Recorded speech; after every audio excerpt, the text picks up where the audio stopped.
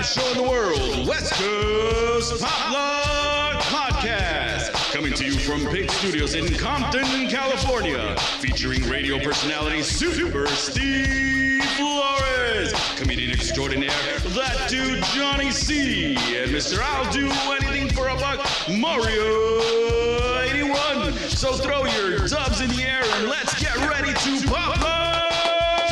Yo, what's up? It's that day Tuesday. Let's go!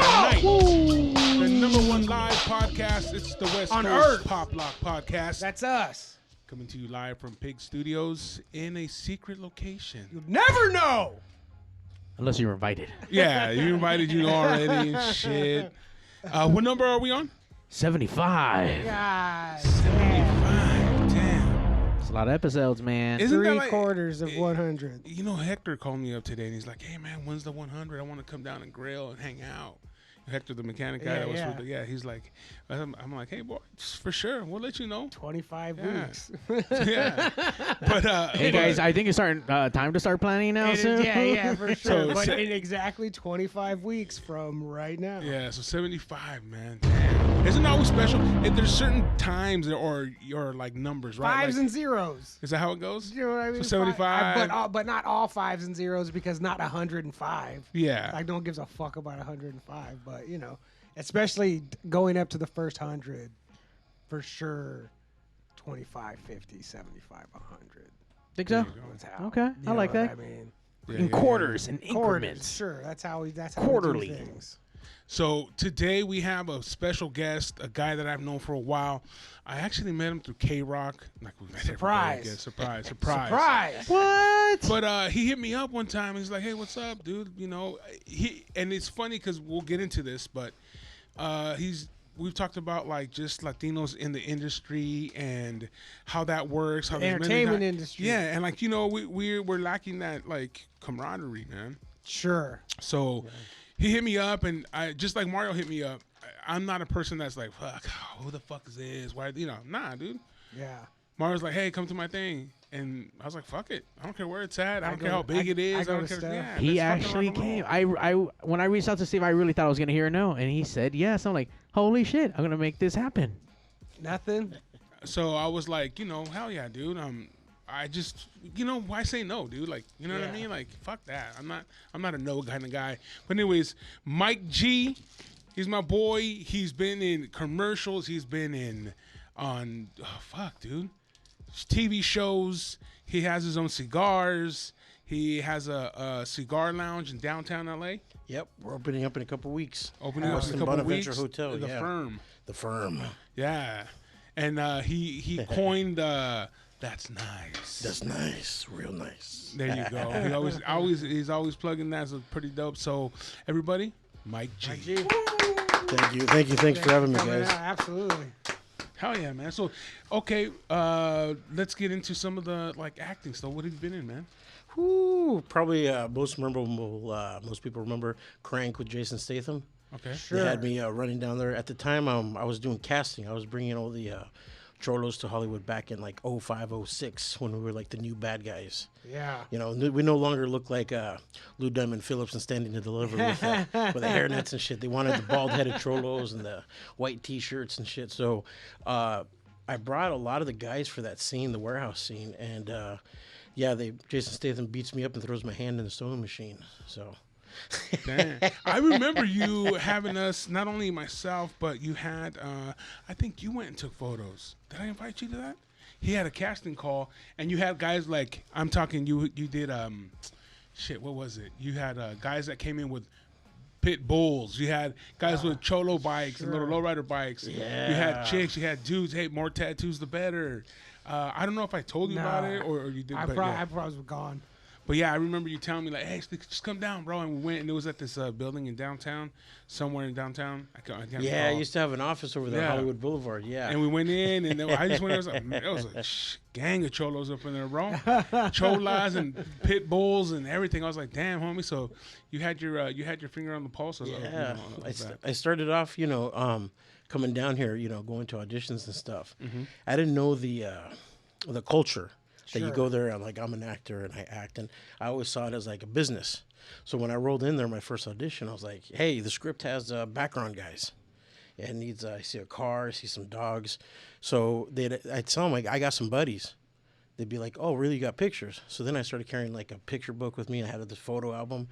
And I would bring all the girls. I would bring all the guys. I'd bring pit bulls. I had roosters. I had parrots. I had grandmas. I had ice cream trucks. Dude, that's such a good hustle. I mean, we got music and clothing. So it turned into like now what I'm doing is like producing small projects and stuff. But yeah, back then I just thought it was casting. So one of our casting calls, That's such a Steve good came down. He idea, just had too. everybody just lock it down, you know? Because I've done background, I've done all that, and they get it wrong so much. You know what I mean? Like, because they'll have me come down and like with the cholos, or it'll be like a black guy, me, and a cholo, and I'm like, this is not right. This is not how it would be. Bro, you know, at least you fit. At least you fit in a little bit. I mean, yeah. The first job I ever did, it was a cop show called 10-8, and I would go in there, and they got two cholos come walking in, and I see them with the slick back hair, Edward James almost back in the 70s style, and they take the sunglasses off, and they're two Asian dudes.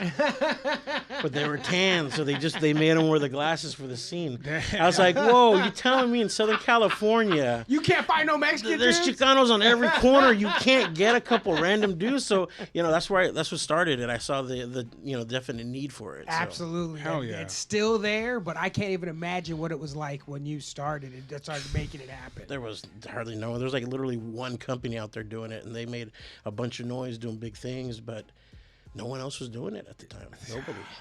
It's such a good idea to see it. I remember the first thing I saw you in, or that you had that we had talked about, was that Best Buy commercial. Wasn't there a Best Buy commercial? You were in the back of a 64. No, that was it was Panasonic. Panasonic. Yeah. Okay. I don't know why I thought Best Buy, but Because Panasonic. Panasonic gets sold at Best Buy. Yeah, there you go. That's not a far fetch. That was one of the funny auditions too, because I went in there with my books and everything, and I was like, oh shit, national commercial. I go in there and I'm showing the guy the books, different cars and this and that, and the guy's like in the back from Panasonic. He's like, how much for the car?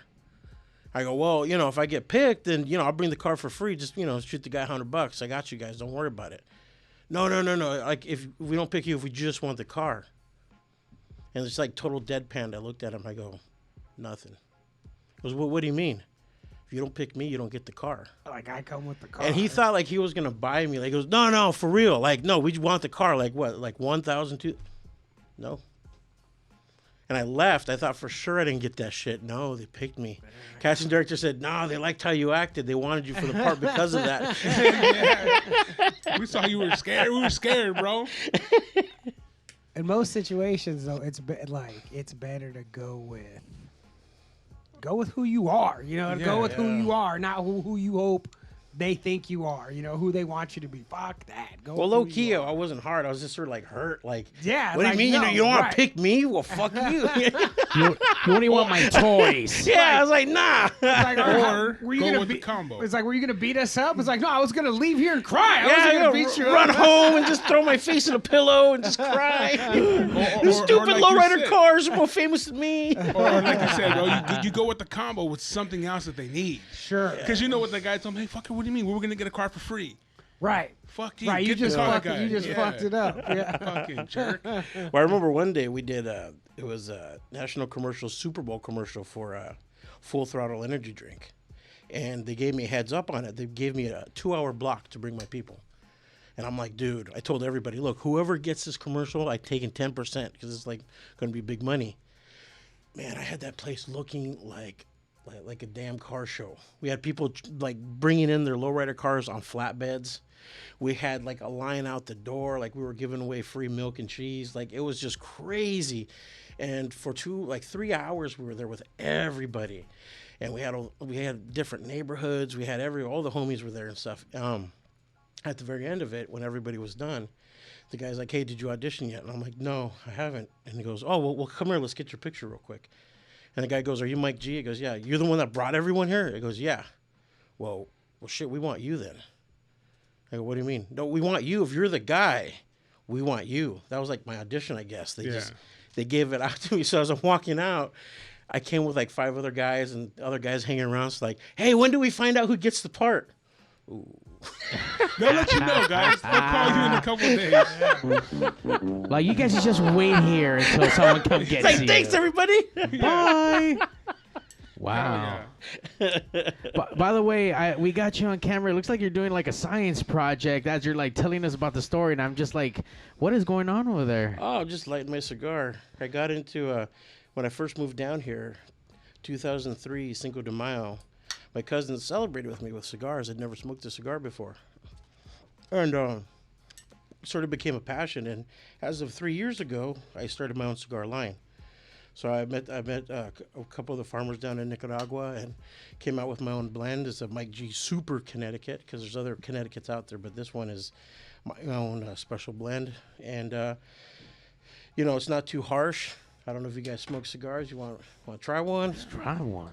Hey, he brings cigars, right? Only cigars. I only bring cigars, my boy. Yeah. No, you know what? When you first got them, it was during the pandemic. I ordered some. Yeah. And then I went out to Glamis with some of my boys right here from Amigos, and they were like, "Oh, let me try one of those cigars." And ever since then, man, like they're like, "Oh, where can I get those?" And I think at the when I told them at the time, you were still you were gonna get your next batch or whatever. Yeah. So you were in between them because it's been pretty hard to get stuff right Man, now. yeah, and the pandemic slowed everything down. I was supposed to go down there to come up with different blends, but with everything and the travel and all that, just sort of put a hold on stuff. Even my bar, we were supposed to open up before the pandemic, and we're just now barely getting open right now. Holy shit. Like, when your momentum gets stopped, it's so hard to build up. Like, 'cause I do stand up and like do it like, and it would grinding to a halt. It feels like it was so hard to get up and like, God damn, let's get moving again. I can't even imagine trying to open up a business. Oh man, you see, and I have partners helping, and even then, it's just one thing after another. But when everything stops, it's like, fuck. Getting this back up and going again is going to be fucking impossible. Here's my question. So congratulations. Thank you. Hell yeah. See, here's my question, bro. Like, so what is the key to like a beginner smoker? You know what I'm saying? Like, I'm a beginner. Yeah. So like, you know what? I remember watching some of your stuff, and you're like, hey, you know what? Somebody was like, oh, how about these flavored ones? You're like, those are garbage. Yeah. You know what I'm saying? Like, you're honest though. That's good. Like, yeah, I don't want to buy something that's garbage. Yeah. And people be like, oh, hey, Mike G, what about these? Because I know you were doing some clips and stuff, and you're like, yeah, those flavored ones with the raspberry bullshit, bullshit. Like, nah, don't get that Take shit. an insult to it. But no, I mean, realistically, working in a cigar lounge, I may not smoke them myself, but I have. And I know the flavors. I know them well because it's a bridge. A lot of people coming in that are hookah smokers or vape smokers. And the whole point is like, the gospel of cigars. You want people to smoke with, you can talk to. But it's not a big thing where you can't even market cigars. It's like, so it's either your friend or buddy. So when somebody does bring somebody new, I don't really shit on them like, oh, this guy's smoking vanilla cigar, chick. Pussy. No, it's that's the starting point, and it's like you get them over the bridge because at first like we'd have like one guy come in with 5 of his buddies, and they're fruit punch vapes and all this, so you can't really compete. So I was like, well, we got these grape cigars. Real sweet. Like if I was trying to get a 5-year-old to smoke, that's what I'd give. Not that I am, but they'd smoke that with their buddies. They feel cool. They smoke half of it and whatever. Well, they come back the next week and they come back pretty soon. A month goes by. They realize, hey, we're the only assholes smoking grape cigars. And so naturally, I don't gotta say anything. But they know it. They can tell. So funny. So then they're like, "Hey, can we get something lighter?" So like like a Connecticut or something light.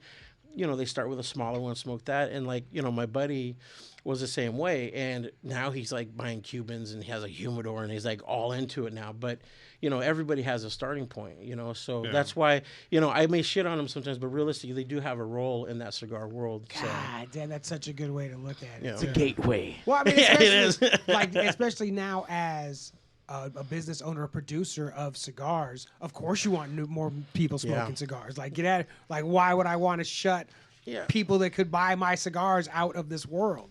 Yeah, that's why like my number one rule with cigars is smoke what you enjoy. Sure, absolutely. Some people smoke $5 sticks. Some people smoke $100 sticks. Some people want flavors. if you're in, the whole point of the cigar is to enjoy it. I've seen too many guys, like what I call cigar nerds. They're like, look at my limited edition unicorn, 1985 cigar that was blended by this guy that's no longer alive, and they got this whole backstory. And I see them smoking it, and they're choking it down. They're not enjoying it.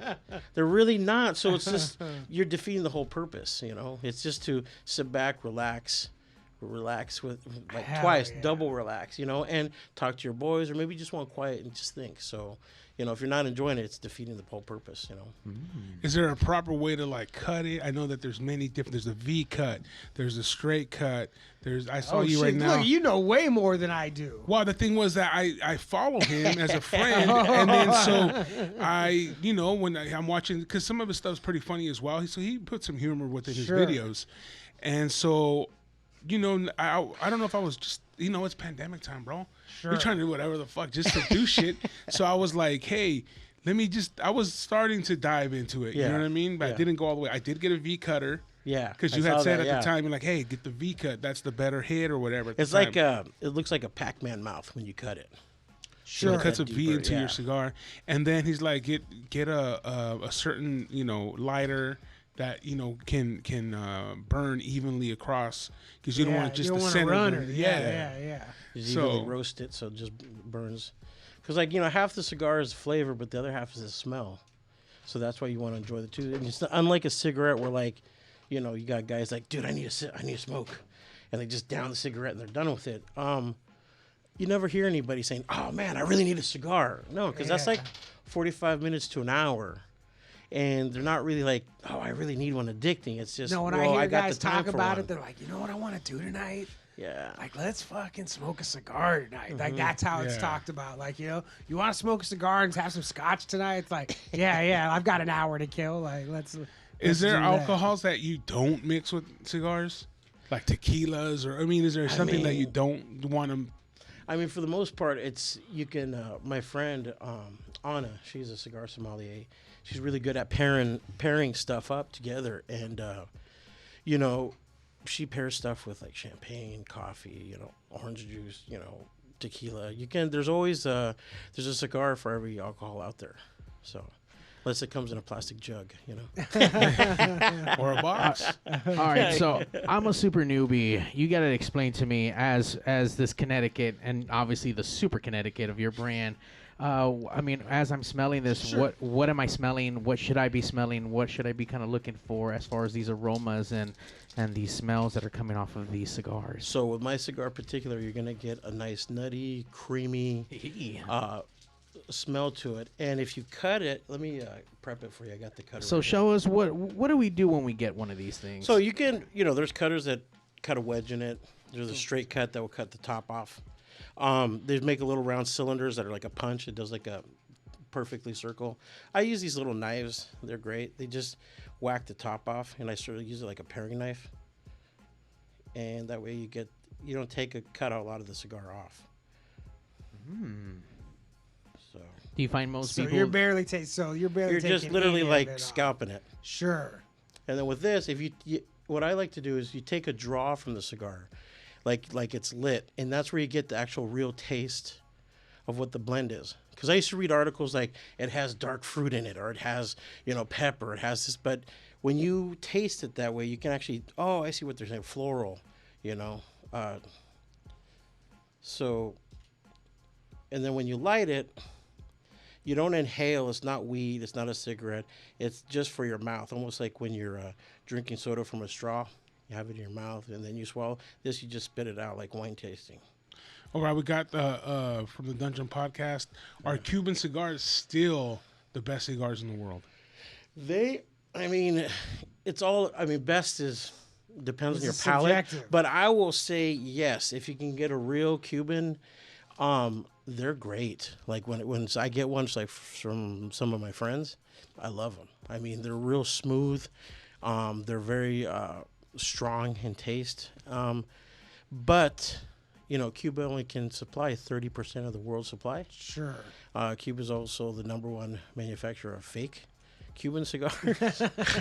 What? And how is it a fake if it comes from Cuba? It isn't. They get them from other countries. It's just the market on it. I mean, 90% of the times, if one of your friends says, "Hey, I got a Cuban," it's not a Cuban. And sometimes even if it is, I mean, you can have tobacco that's aged, but you still got to roll it and blend it, and it still needs to sit. And sometimes it's still a little green. You get that ammonia flavor. It just hasn't rested long enough. So it's very rare to find a great Cuban unless you got the Connect. But as most people don't have the Connect because of the embargo, and there's big money in fake shit. Yeah. So that's why that's why usually I stay away from them personally, unless it's somebody I know that knows their shit, because I don't want to spend $60 on something fake.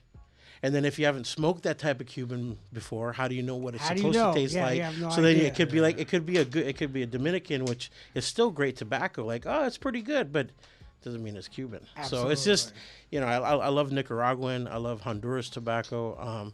My stuff has it's a Connecticut shade broadleaf, so they did it here in the States. But the binder that wraps the tobacco, the filler, is Ecuadorian, and then it's Nicaraguan Dominican filler. So I have 4 types of tobacco in here. And the wrapper's aged for 5 years, and the filler and the binder's aged for 3 years, and then they roll it, and it's been sitting for about 6 months before they ship it down to me. So... Do you, at this point, when you were kind of picking, are you saying like, hey, I want this age for so long, or I'm looking for that kind of flavor? Like, have you actually tried it? The longer, like we went back and forth, but it took about a year and a half to get it to where it is right now. No shit. Wow. And just going back and forth with different wrappers, different fillers, and then the ages and stuff. So the longer the tobacco's aged, the smoother it is, but not necessarily depends on the leaf, depends on the soil, depends on the seeds. So there's millions of different type of combinations you can get with this. With cigars. So, just like even rolling cigars, I had a buddy show me how to roll them, and I can roll them, but you can learn like in a couple of weeks, but it'll take you a lifetime to master that. Sure. Shit. So it's just, it's like wine or like anything. There's just so much into it that it really is an art form. So now that it's barely edged off, ready to go, is there a certain way I should be lighting this? You see dudes in movies like chew the edge off and spit it out, like it's, you know what I mean? It's they're not. You can do that. They were originally made to do that. Like I've seen some of the guys in Vegas when I go to the show, the cigar manufacturers, they bite the tip and spit it out. Yeah. That's why they cap them, but. It looks sloppy. It looks like Of a dog course, bit yeah, it, so yeah, I like my stuff clean. It's the 20th century, guys. It's the That future. was like It's with the like a future. laser, like, zzz, it's like like that was way better. Or my favorite is golfers that just keep it in their mouth all game. So like by the 18th hole, it's just a sloppy. Like Yeah. So. Damn. Yeah, I've seen the same thing, man. I see like the movies like, Sylvester Stallone or Arnold Schwarzenegger. They bite and then they go kick someone's ass, like 80 people at one time. Or blow people's heads off with the fucking... Dude from the A-Team. Yeah. What was his name? Mr. T. No. Mr. T. Oh, Hannibal. No. Hannibal. No, Hannibal was the leader. Yeah. He's the one that smoked the B.A. cigars. Baracus and then Face and Murdoch. Yeah. That's the A-Team. So does it matter what kind of lighter we use then? Yeah, you want to use a butane of a higher quality. That way it doesn't taste like Lighter fluid? Yeah. And when you light it, you just want the tip of it to touch as you roast it evenly. Just the tip. And just And evenly roasted. Like a marshmallow, bro. more than that. Here, hold on. I gotta train myself not to inhale. Like it's been a while since. Here, I'll show you real quick. I'll get you. Yeah, let him do it. And then Yeah, I'll let you finish. Well, it I'm off. not a fucking professional. So you're gonna get the flame going. You just want to get the tip. I like that game too. Just the tip. Just a tip. Tip game. There you go. And you get it to where you see the little embers starts turning red evenly. I do this because normally this is when you blow, but you don't want to put your mouth on another dude's cigar. So Yeah, it's rude in some That's a good rule countries. right there, bro. Talk about the best rule of the fucking... other thing is cigar too is game. I always people ask to borrow my cutter and they lick it and then they cut it. I'm like, really? Oh, they lick the cigar and then they Yeah, cut. and then they use your cutter. I'm like, bro, Oh, man. go and do that, and then take a draw while you're lighting the tip, and you'll see the flame up, and that's how you know it's done. Yeah, Oh shit! yeah. How did you know that flame would come? How does that? That's how you know it's lit.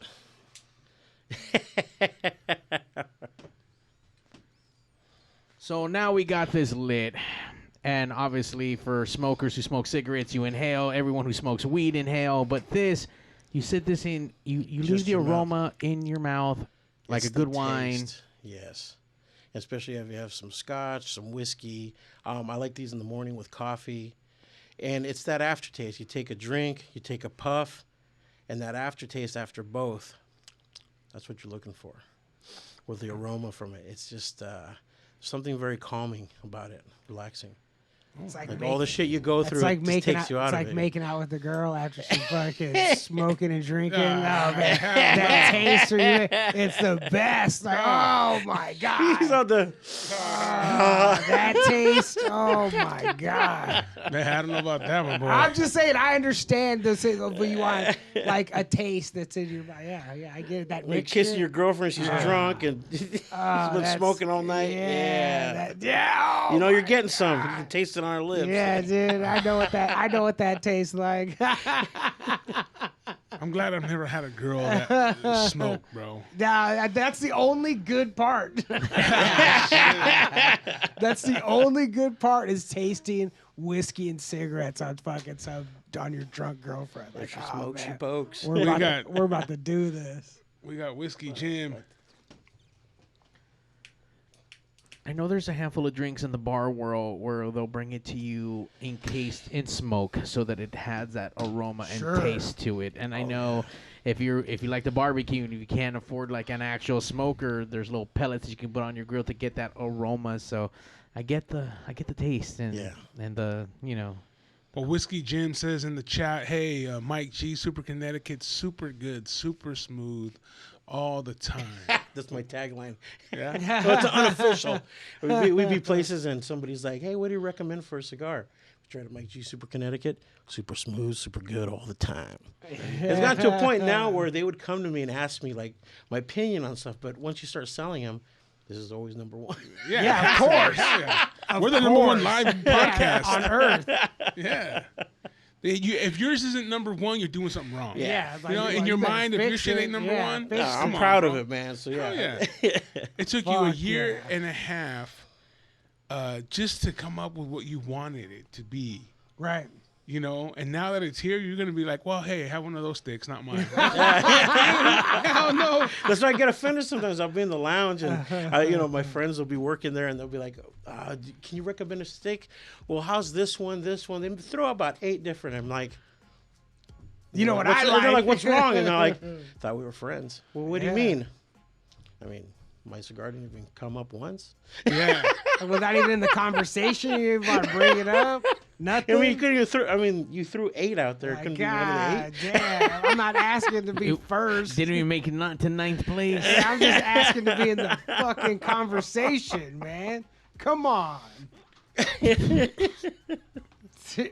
I think I inhaled a little too much right there, bro. Hey, so how brutal is the cigar, game? Is there a lot of competition? Is there? I mean, there's like everything. There is competition, but I would say the hardest thing right now, especially here in California, is the taxes, the legislation, the rules. They, for an industry that was the backbone of America, that got us, enough money to fight the Brits, that really pushed us forward. I mean, California shits all over it. I mean, our tax is 65, almost a little bit under 65%. So whatever I pay from the manufacturers down in Nicaragua, freight, import tax, then you pay state tax, they're going to get you with that cigar tobacco tax. And for California, it's like 64.35%, 65% basically. What is it Jesus everywhere else? Christ. I mean, some places have tax like $1 a stick, or like it's a lot lower, but we're like, I think one, if not the highest in the U.S. I mean, is it worth it, or you're just doing it because you love it? I mean, it is a passion. I love it, but if you can't make money at it, then it's just a hobby. So yeah, it is. There is money in it if you're successful. Got it. And you can get in enough stores and stuff. I mean, my online stuff has been great. So I mean, we just keep going on and on. I've sold 10,000 sticks, so far that we started. So I congratulations. mean, we keep going, and that's just through Instagram, where you can't even really promote tobacco at all. Sure. So I mean, I can't say, hey, buy my cigar. I do anyway in the stories, but you can't do posts. You can't because somebody reports you. So No it's a lot of, it's and then to even have a lounge to sell it, you can't have. To have alcohol, you have to have food, but you can't have smoke around food. And alcohol is such a big thing with the cigar world that how do you not have a pathway to have a lounge that also has alcohol? I had no idea you couldn't do that. And if we don't do something about that as an industry, within the next 10 years, it's almost going to be the lounges are going to be like record stores. Sure. They exist sometimes in older towns or affluent places where Ones people that have still been into there that. for a long time. But it's not going to be like it is now, and it's one of those sad things that you just see that decline because, a lot of it doesn't. Of course, you should be able to drink and have a cigar. I mean, you look at any of the other industries. Course. The biggest problem is like there's a company that was doing like that Cookie Monster, pop culture type stuff, whether Transformers, whatever. And the biggest complaint was like, you're trying to market these to kids, you're gonna get confused. And I find that funny. May or may not be true, but nobody said anything about the marijuana industry. I mean, they call their weed Big Bird. I mean, you go there, they literally have candy. Yeah. Yeah. But the big difference is, and not that I'm coming down that industry because that industry barely just now started going, is that a lot of it is lobbyists. Sure. You look at the Republicans, where do they get their money? Oil, natural gas, guns, tobacco. The left side, green energy, electric cars, solar panels, marijuana. That's where they're. So whenever one side gets in power or one side's fighting, they try to chop them off by the knees by going after their wallet. So whatever is giving the money, they go after legislations to cut that shit. And we don't have a lobbyist that's helping us out here. It's still just you got big companies not doing anything for the industry that have the money that still don't. So it's just, that's where we're at with the whole situation. And with weed taking off the way it has, you would think the alcohol companies would be trying to find a way to more stuff.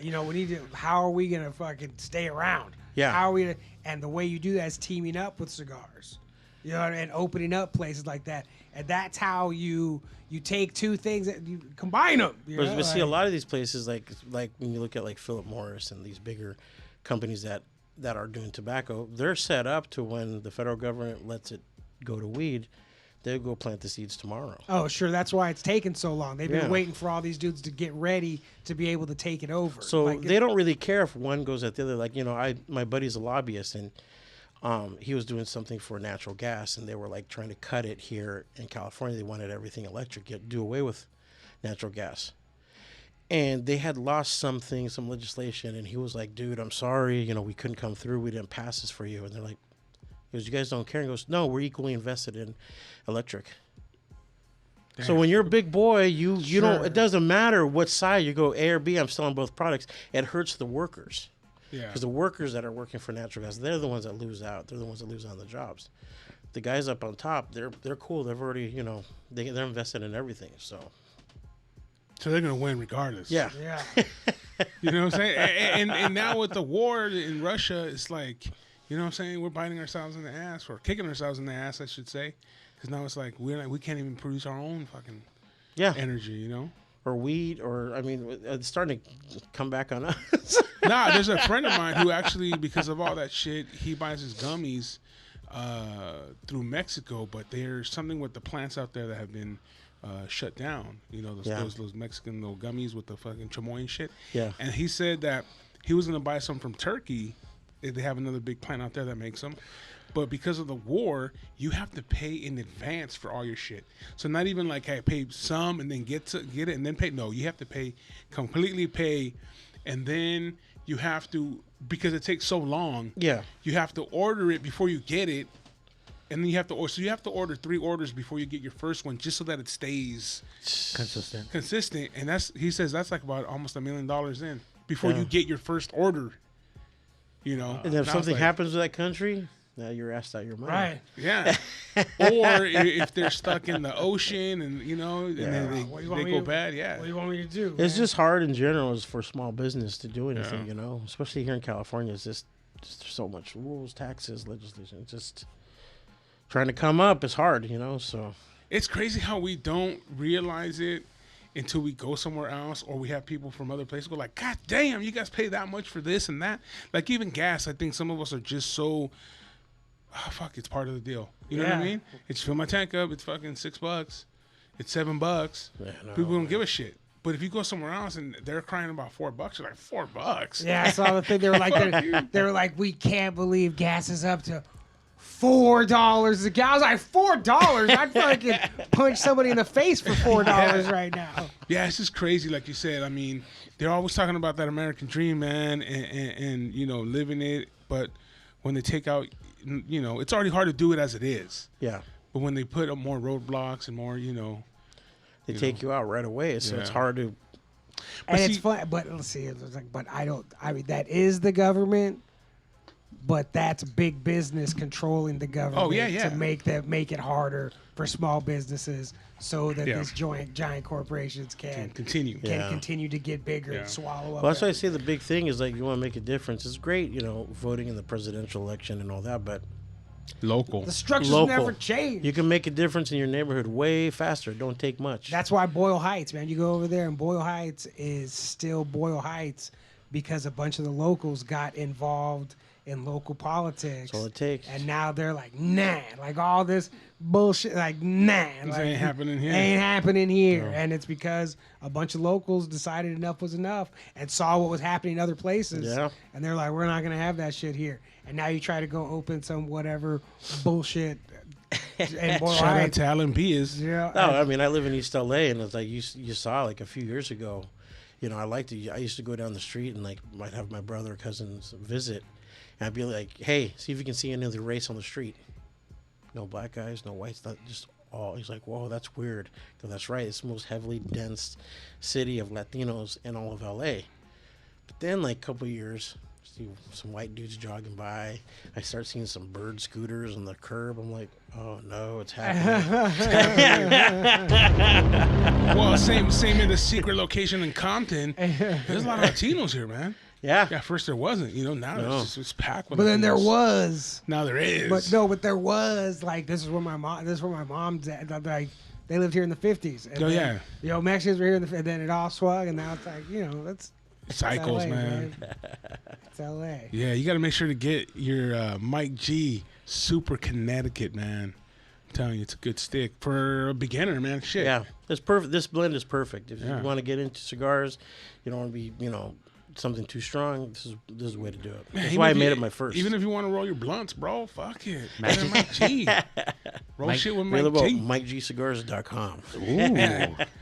Imagine a blunt this fucking big with some fucking weed shit. Have you? I know you've been in TV shows and movies and stuff. Has your cigar been in any movies? Yes, in fact, we just Oh, did an shit. episode of Euphoria, and the cast, everybody's really cool.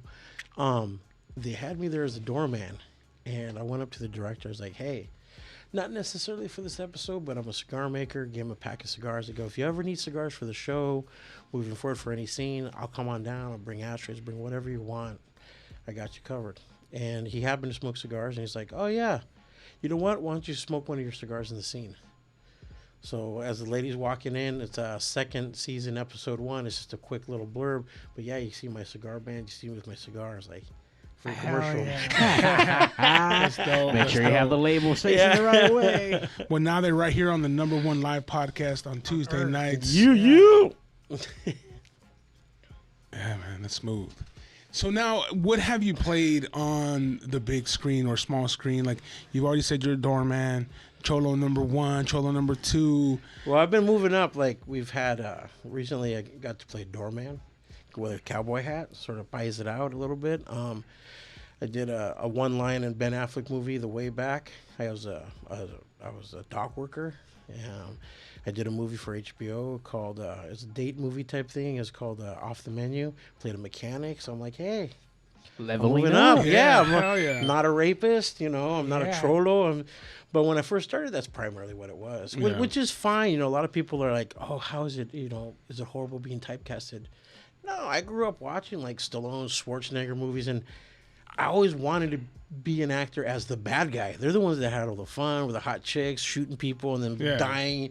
You know, that's what I've always wanted to be, was that guy. So, you know, in my mind, I'm living my dream. I don't feel bad that they're not giving me doctor roles. I mean, it'd be nice to switch it up, and I welcome them, but by no means am I like, oh, they only give me killer number 5. You know, I'm happy with that. Yeah. Like, 'cause I'm an actor, and my thought has always been, like, why? There's just plenty of regular ass tattooed people in the world. Like, why does it have to do with it? Why can't I just be the dude next door? Yeah. You know what I mean? Have it to do nothing to do with it, because Why can't you be a dad? right, I was told straight when I was trying to go in, so whatever. And I'm getting tired. And the casting director used the example of 2 broke girls. They're like, all right. She was like, all right, let's say we can't. You're gonna be the dude that Kat Dennings is dating this week. You know. She's like, if by the end of that episode, you haven't robbed her, conned her, or somehow fucked her over, it's gonna be like a red herring. They're like, why is it that guy? Like, if it was, if something bad wasn't gonna happen to her, like, Why'd you pick that guy? Why that guy? You know? And I was like, huh. You know, I was like, damn. yeah, I get it. You know, they're like, you can't draw that much attention if it's not gonna be about that. Yeah. And I was like, all right, you know, and it's like, all right, I get it. Yeah. I mean, yeah, for all intents and purposes, that's why, you know, all the stereotyping, because the way they write, you already see what's going to happen in the movie, because, oh, that guy, he always plays the shady guy. Right. That guy always plays the killer, you know. So it's just, you know. But, I mean, you can say the same thing for women. Oh, she's always the hot chick. 100%. 100%. There's like archetypes, and there's reasons that there exist, and they don't want to break them, and they, like, everybody fits in their little slots, and like, and that's the way you go, unless you make your own stuff, and then you can be anything you want to be. But if you want to be in other people's stuff, you're gonna fit into these little slots that they've written, you know. And I'm okay with that. You know, when coming up, that's the biggest thing, is just getting where you fit in. Right. So I'm cool with that, you know. So there's only been a few things that I've turned down, but for the most part, I've taken almost everything, because it's fun. It's the make believe of it, you know. So I'm not literally out in the streets gangbanging. I'm not out, you know, selling drugs or murdering people. So, but that's the fun thing, is I get to pretend to do that. So Sure. As far as the rules you turned them down because they were too gangster for you, or you turned them down like hold on. No, like one. Too cholo. Like one of them was a PSA for, it was that they were doing some anti-gun thing, and I love my guns. You know, I'm a very very strong 2A guy. You know, and I'm not going to be used in something that's going to be, you know, politically charged to take rights away from people who want to have guns. You know, I'm not saying you have to get a gun, but if you want one, it shouldn't be an issue. So, you know, so that stuff like that, I won't, you know, I'll turn down just because I don't agree with that. Got it. You don't want to be at the range and be like, hey, that's that asshole that fucking was put your guns Oh, away. I Nice thought- commercial, bro. Oh, yeah, I thought, yeah, for sure. Shit. Fuck that. Yeah, I remember What you. happened? Fuck you and your sticks, bro. It's like, no, I'm just an actor. It's like, oh, yeah. Yeah. I mean, oh, yeah. but in other times, you know, there's things that I don't have an opinion on. Like, I'm not really a weed smoker. Idaho had called me up to do a PSA to do an anti-weed commercial. So on that hand, it's like, you know, like, I don't really smoke weed, but if you're gonna pay me $6,000 to say, hey, weed's dangerous, wow. I mean, All they want of us they want to suck. believe the lie. All of a sudden, the whole table's against me now. It's Idaho. You guys ain't I going. saw this fucking guy. Yeah, no one's going to Idaho. I'm about to say, apparently the first thing just wasn't enough to persuade that, just to come out in a commercial like, hey, I made enough money to go buy new guns. Like, fuck it. Do you see a lot of the same guys going for the roles? Is there people that you see all the time? It's the same, like 30 people. Like when I first started, you know, you had people like Noel, and you know, from Training Day and Fast and Furious, and he was he's the icon. He's the stone. He's the leader of everybody, right? So to speak. He was the first one. You know, the guy from Buffy the Vampire. Let me ask you this question. I hate to interrupt. Is he Latino? Yeah, his mom's, I mean, he's half Italian and his mom's like Mexican, so I would say that still counts. No. They say you're more what your mom is, right? Like if I've you're heard Jewish, I think it's like your mom has to be Jewish for you to be. Well, not considered only Jewish. that, I mean, he's in California. What do they think he is? How is he treated? How has he lived his whole life? I mean, I don't know. So, I'm just, I mean, I've heard, yeah, there's all those stories out there. Yeah, so at that point, I'd say, look, your mom's, you're half Mexican, and you're being treated 100% Mexican. You're Mexican. You get a pass. I mean, I got no. Well, no, he's problems Mexican. about that. Yeah. He is Mexican. Yeah. I was just wondering because that's always been the thing out there, and I know you've come across him or maybe worked with him before. Yeah. One movie that sucked though was that Crash. I think it was right. Crash. Oh man. Well, That was a shitty movie, dude. well. My deal was like I think I saw it. my deal was with I'm putting him on blast. No matter because you don't even know who I am. But we did a thing with Michael Pena, and I remember him on set with my boy and stuff, and it was a show. It was called American Family. Edward James Olmos was directing. It was like one of the first times that I was doing background. It was like a really big thing for me because I'm just a guy getting paid $50 for like 8 hours, and I'm across the street. They got me on a payphone, and they got 4 cholos in this lowrider car. They stopped the scene. Edward James Olmos has somebody come run. They call me over. He introduces himself to me. I'm like, oh shit, hey, what's up? That's my first time meeting him. And he looks at me. He goes, we're going to go ahead and upgrade you and put you in the car. They grabbed one of the dudes, and I feel so bad. Hell yeah. They pulled him out, and they put me in there. So it was my friend at the time. I just met him. His name was Danny Venegas. And the front seat was Michael Pena before he was Michael Pena. Yeah. So we have a good time. We do a scene. I grab Michael Pena and grab him by the arms. And my boy Danny pulls a knife on him, and we threaten him. It was like a cool little scene. We're eating lunch, and everyone's talking about, well, what have you done? And Pena's asking, he's like, well, what have you done? Well, my boy Danny's done like national McDonald's ads. He's done a bunch of movies. I had just gotten done doing The Tonight Show with Jay Leno. I did like 3 comedy sketches for them. And he goes, oh, but you guys are those Cholo actors. And then he turns his back to us and goes back to eating. Damn. Wow. And I remember that. I was like, it was so hurtful. Like, dude. And then seeing his career blow up from them, I'm just like, of course, the Puerto Rican who plays Mexican is blowing up. Cool, man. And what's more sour is he was really nobody. He's like a theater actor, and he was just, with his long hair and Puerto Rican guy from the East Coast type of dude. But he did Crash. That put him on the map. And do you remember his role? No, I don't. Shaved-headed Latino gangster dad. Remember his daughter jumped in front of the gun to save him? He was playing Cholo. Yeah, he was a Cholo.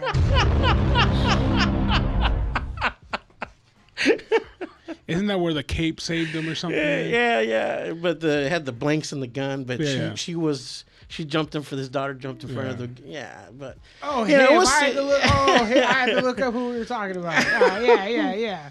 Oh, And that then- sucks. I like that. He's and now hilarious. he's huge. And now he's Shut on huge. camera, Johnny. Shut on man. camera. And- Hold on. I can't even, as an actor, I can't even hate because The he's guy a from great Ant-Man, actor. the sidekick. I liked him in, Narcos and stuff. But it's just still like, I got dissed by him. Who does he play in Narcos? He was the the main guy. guy. He was a Kiki. Yeah, what's his face that gets murdered, and yeah, why he's the main the CIA fucking goes all dude. crazy on the DA. They go murder everybody. There's He's no the pictures catalyst. of just him.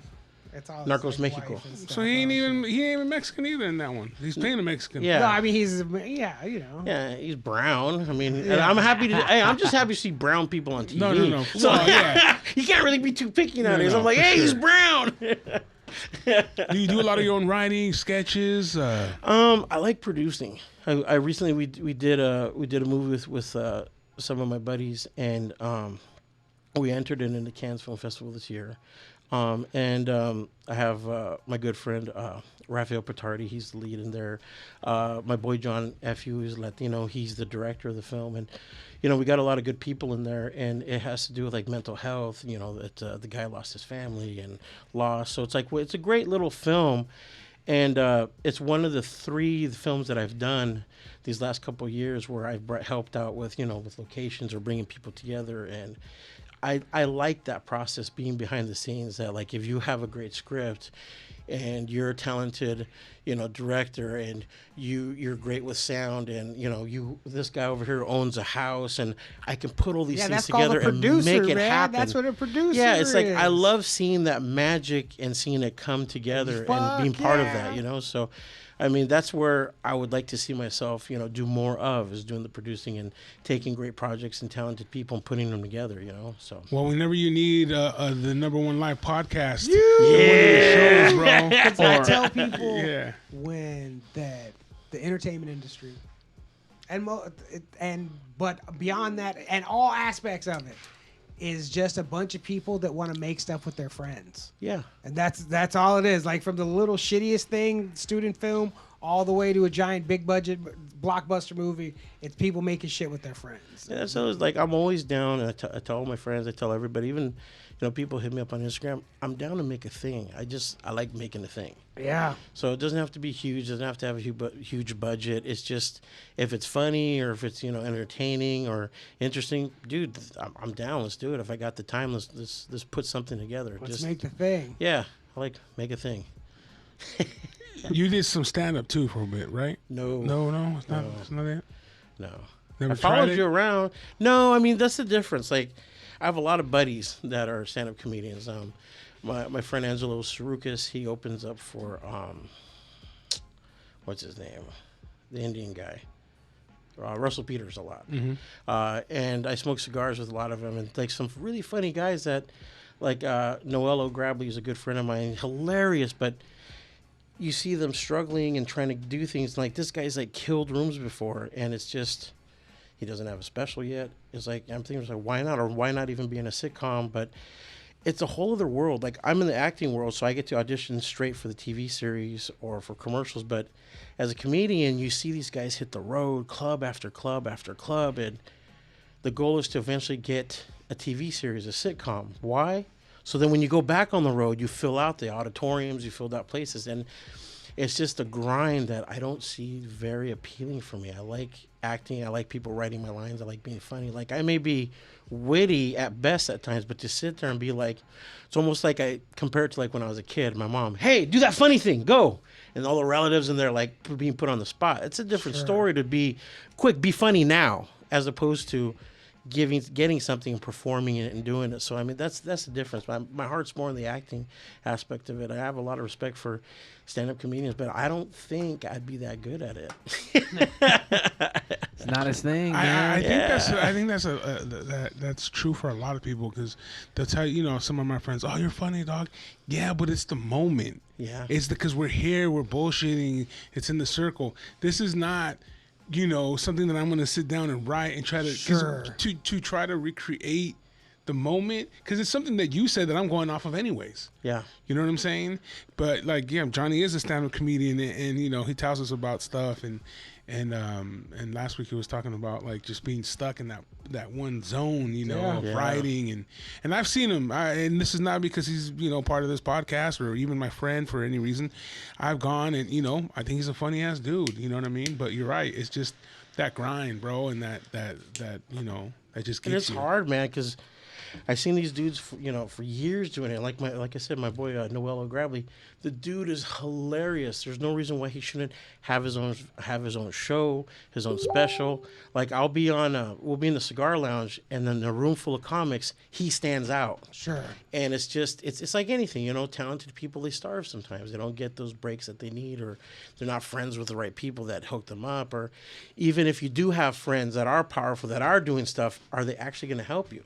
Sure. It's like that saying says, it's like, it's not what you know, it's who you know. No, it's who you know that's actually willing to give you a hand up. Because I know a lot of millionaires, I know a lot of famous people, and I'm still struggling every day, So it's just, it's a grind, Definitely a combination, a little bit of both, man. You got to know what the fuck you're doing, and you got to be around people who are making waves and see if whatever it is, like you said, like you throw yourself like, hey man, this is an opportunity. Hey, free cigars if you or whatever it is, deals you need to make, but I got you covered just in case. And look at you creating opportunities and making ways for yourself, and that's what it's all fucking about. I mean, I'm just trying to be the Latino George Burns, you know.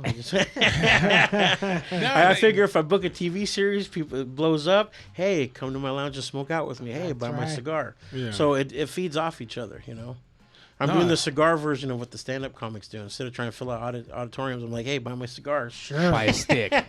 Get a stick. And that's what we do on this show, man. That's why we invited you as well, is because we want people out there to know, our audience to know that, you know, your dreams can come true, but sometimes it just takes a little bit longer, you know what I'm saying? It takes hard work, a year and a half to try to come up with your specific blend.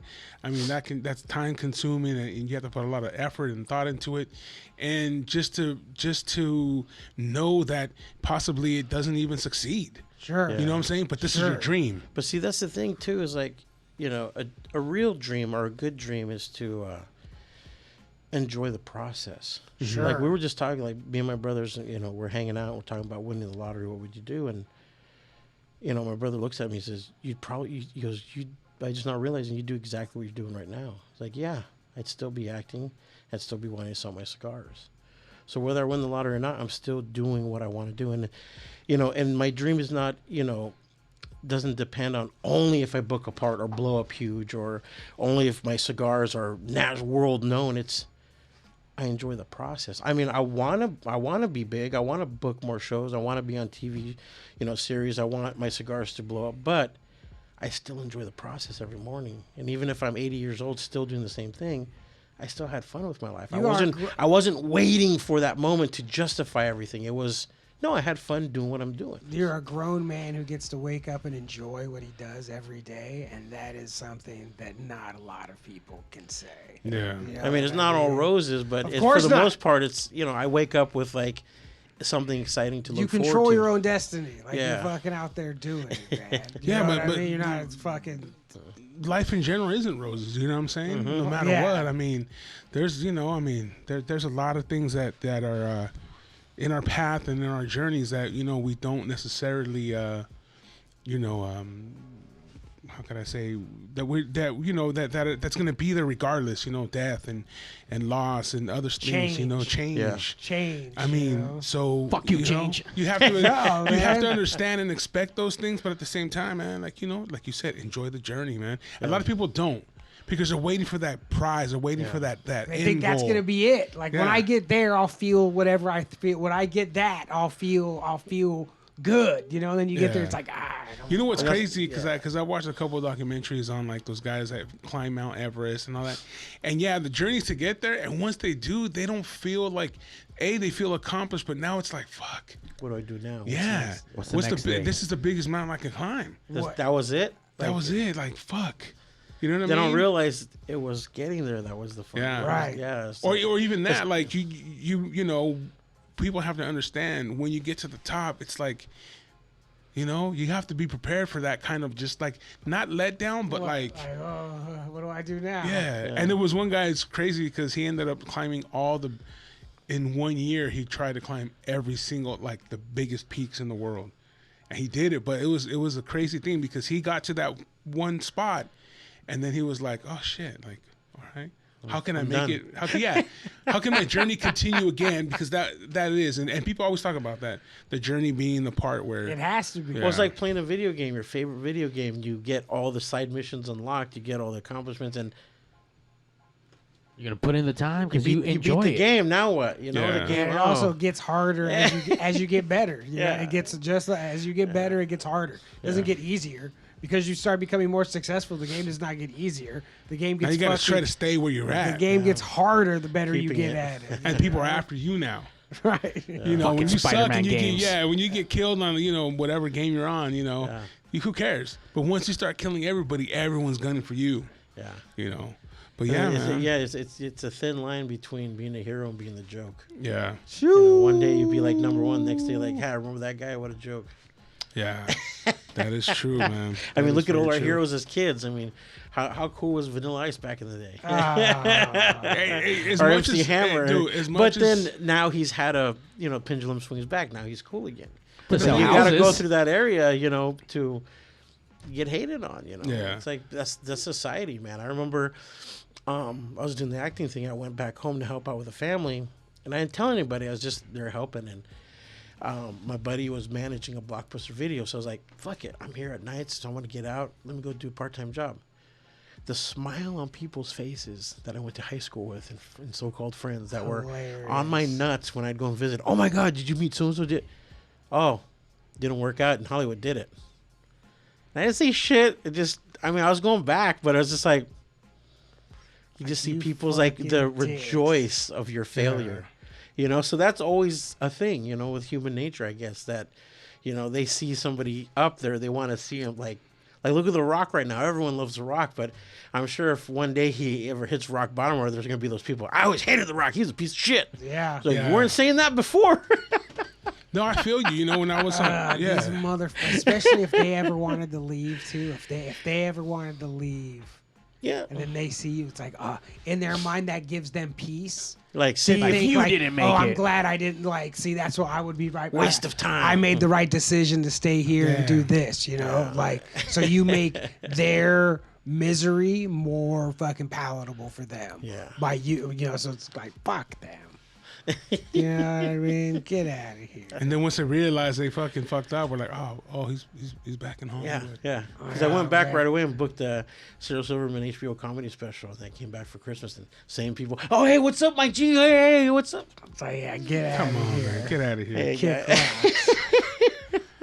So where's the lounge opening up? Where's that gonna be? We're hopefully in about 2 weeks. We're right there, right up front in the Westin Bonaventure hotel where they did like Rush Hour, Rain Man, The True Bonaventure? Lies. Oh, I know the Yeah. Bonaventure, but there's a movie called Midnight Madness. Yeah. The finish line is at the Bonaventure Hotel. Fuck. So yeah. it's pretty cool being the movie guy that I am. I love movies, so being in a place that has all the nostalgia. In fact, when you Fuck, park yeah.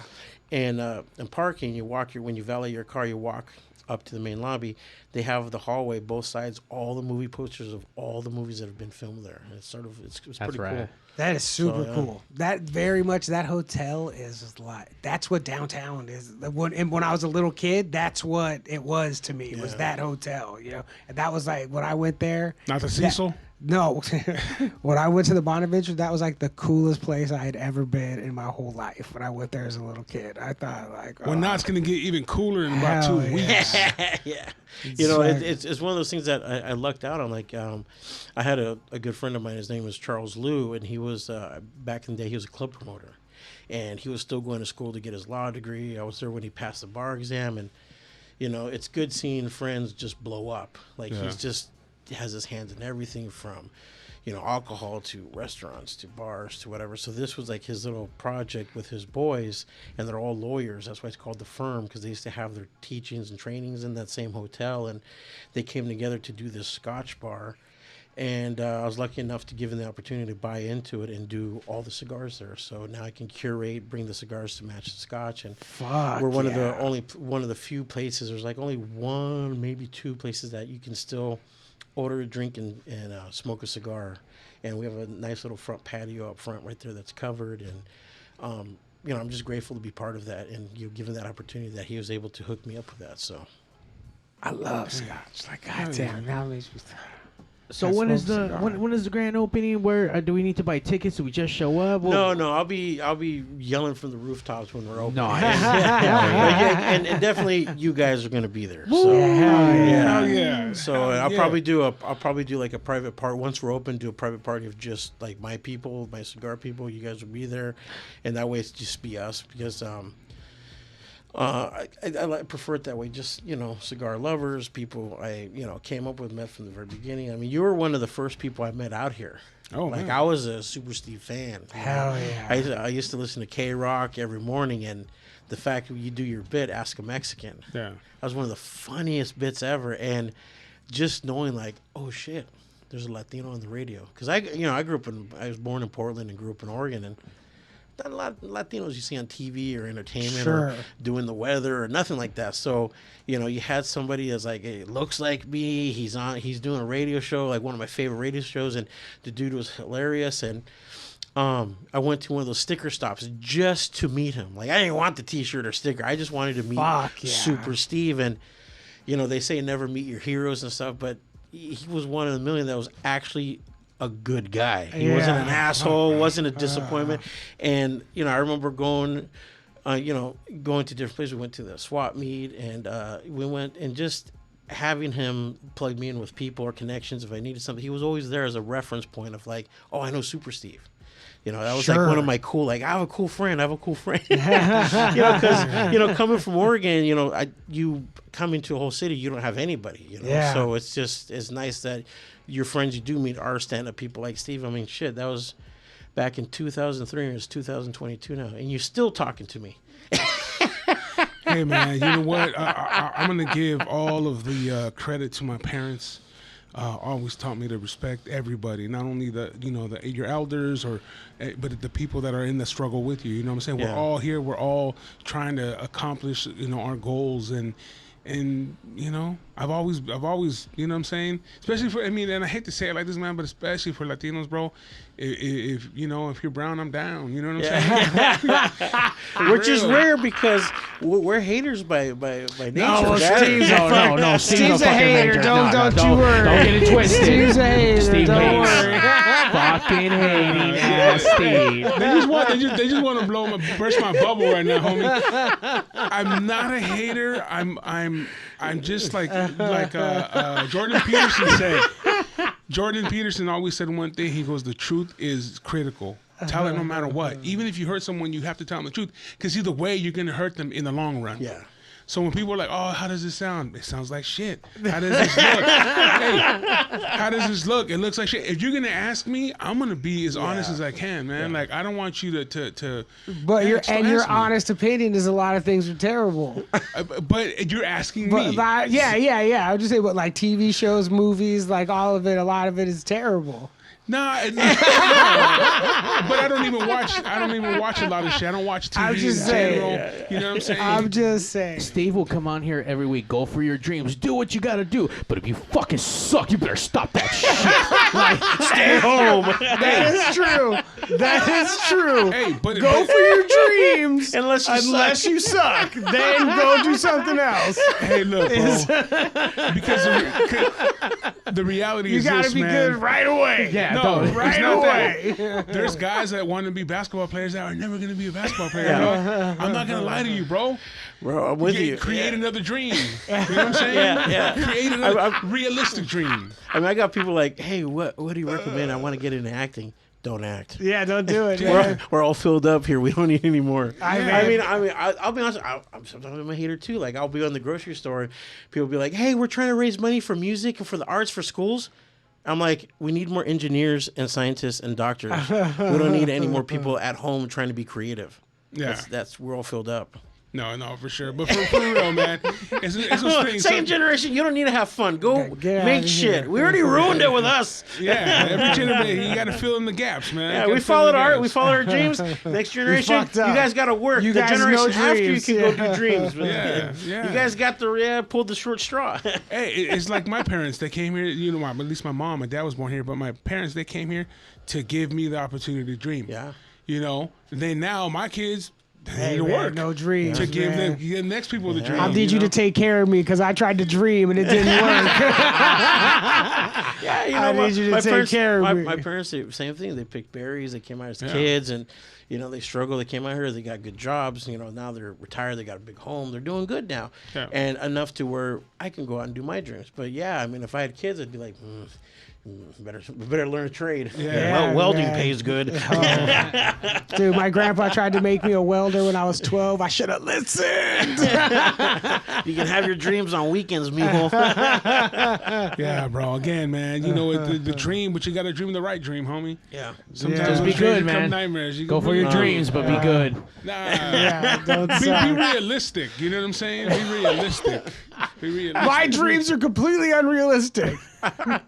But you hanging out with unrealistic dudes, though. That is true. Yeah. So fuck it. You know what I mean? Yeah. And that's what matters too. Like you just said, it's not only about who you know. It's just the guys that they're hanging around. Like you hang around with guys that are unrealistic dreamers. You're gonna unrealistic dream, and you're gonna make it. Well, that's how I got this bar. I knew this cat way back before he was anybody, driving a busted up Mazda Miata with a ripped top, and dude, now the guy's doing really well. He opportunity, and this was like back in like 06.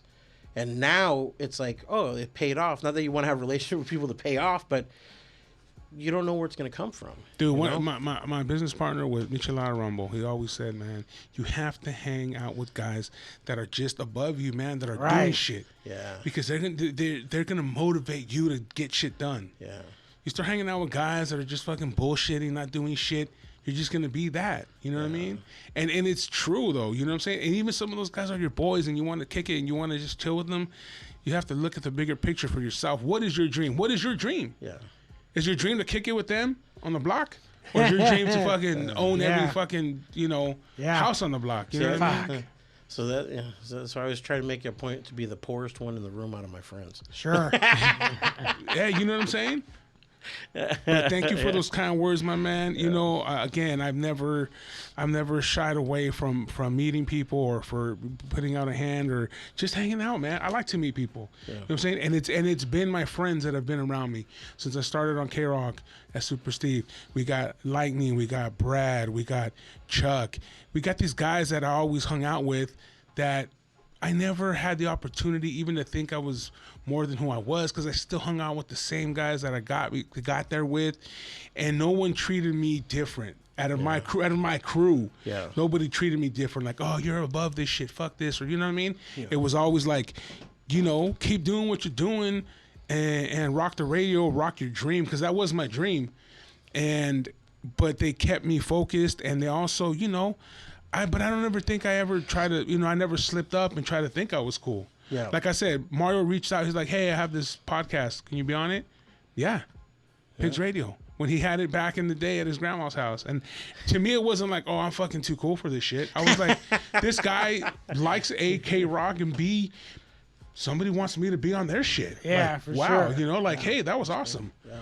And then like yourself too, he's like, hey, Steve, what's up, bro? Blah, blah, blah. I want to meet you. Cool, man. Yeah. I've never been that guy that's too cool, man. See, and that's one of the good things I like about the cigar industry. Not so much industry, but cigar smokers. Like, you'll go in there into a lounge, and if you smoke cigars, you got instant friends. Sure. And it's old, young, white, black, but you all have this in common, and it's funny. It makes everyone on the level. Unless you're smoking them fucking vanilla grapes and shit. Once you graduate from the grape and the vanilla flavor shit, and you get to then you're on the level, and then you get to the super Connecticut. But it would 100% in a room full of, there's like 6 dudes sitting around, strangers who don't know each other, all smoking their cigar, looking at the one guy with this fucking grape, like this fucking guy, and it would immediately be, all right, we're all one thing, and he's another thing. Yeah. You know what I mean? That's just the way. Yeah. And even then, they're not too cruel. They'll be like, "Hey, have you tried this?" Or they help out. Because like, I'll be out, like, I'm just on the street smoking a cigar, and you'll get random people. Hey, what are you smoking? It's like, oh, cigar smoking. It's like that secret club. Like, we're gonna talk some cigar talk right now. Let's talk some cigar talk right now. Talk shop. And the thing is that some of you, not all of them, but some of them were that guy with the grape. Yeah. Will everybody gotta go from somewhere. Will started there. It was like, Swisher vanilla cigars. Oh, man, it tastes good. And then, well, hey, level up. I'm gonna say thanks to Mike G for coming into the world famous #1 live podcast every Tuesday night. It's the West Coast Pop Log Podcast. Thank you for bringing in these sticks. Hey, man, thanks for having me. Mike G. The Super Connecticut. Let them know where they can get the sticks, where they can follow you, and whatever else you're going. They can get the cigars at MikeGCigars.com. You can follow me on Instagram and everything else as Hollywood Mike G. And if you guys want to looking for a good lounge, we're going to be opening up pretty soon at the Western Bonaventure. But also, my good friend Anna, she has a place in Placencia over by Fullerton called La Biblioteca. You guys, it's probably hands down the nicest lounge to go into. The way she has it decked out like a library, got leather chairs, got a fireplace, outside patio. It's just done really well with a huge selection of cigars. And it's just the people there are great. Weekends, they'll do like food sometimes. And on May, let me pull it up. Exactly. Yeah, you gotta. I'm having an event called, I do one every year called Cigar de Mayo. And this year it's May 14th. May 14th. May 14th, Cigar de Mayo Cigar de at La Mayo. Biblioteca. That's fucking. And, Pete, that's by me. And we're going to have mariachis there. We're going to have food there. We're going to have DJ there. We're going to have, it's going to be an event. Yeah. So What's a good Mexican stick, bro? Mike G. There you go. Made by a Mexican, smoked by a Mexican. If you're not smoking a Mike G stick on May 14th or Cinco de Mayo, you ain't smoking. Nah, Or you ain't ever. Chicano if you're not smoking one. It's the West Coast Pop Lock Podcast coming to you live every Tuesday night on Twitch, on Facebook, on YouTube. You can catch us on iTunes, and you can also catch us. You catch us on Wednesdays, 8 a.m., 4 p.m. on the Local Music Experience. It's a free app. Download it. It's cool people doing cool shit. Plus us. Yeah. Definitely. Next week, we're on Monday with Lightning. Oh, yeah, of the that's right. Kevin- Special Monday episode. Yeah, for We'll be Lightning. the #1 live podcast on Earth on Mondays again. Hell yeah. You know what? I Mondays. heard there was some Monday podcast talking shit, and it was like, you know what? Why don't we go on Monday? Yeah, we have to- we have to just come and kill it one time and then go back again. Yeah, we have Lightning on, a super producer, everything. He's the one that named me, Super Steve, and he's the one that got me on there. So Lightning will be in here. I'm sure there's gonna be a bunch of dope ass K-Rock stories, and we'll catch up and see what he's doing now. You know, Hell yeah. See where he's at and see what he's got going on. But thank you guys, everybody. Thank you, Mike G. Thank you for Yeah, having me. man, It was an yeah. honor. Thank you guys.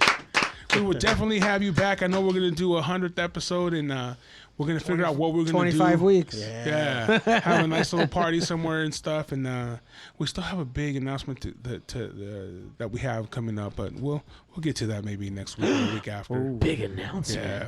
Yeah, stay in touch with that. Stay in touch with that. Anyways, it's the West Coast Pop Lock Podcast. We out. Do.